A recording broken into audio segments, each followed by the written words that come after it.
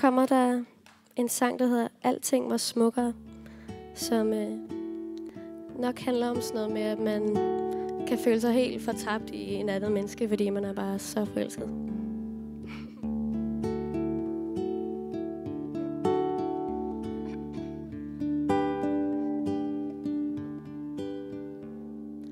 Alting var smukkere dengang, før du forsvandt. I en bunke af ord, alt det imellem, der fylder alting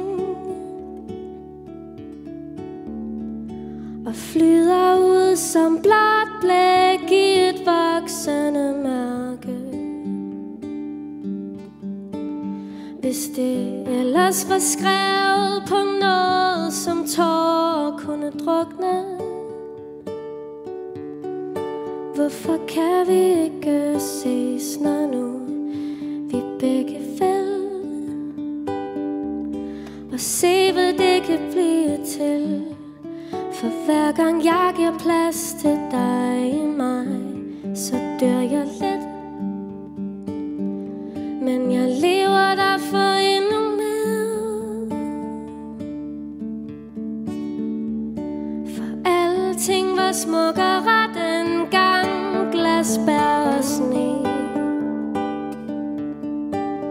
indtil du rev alting over, som om at det bare var lige meget. For du sagde, at du kunne se mig og se, hvem jeg var, og at alt var i orden, og endda endnu mere. Så hvorfor kan vi ikke ses, når nu vi begge vil? Og se, hvad det kan blive til.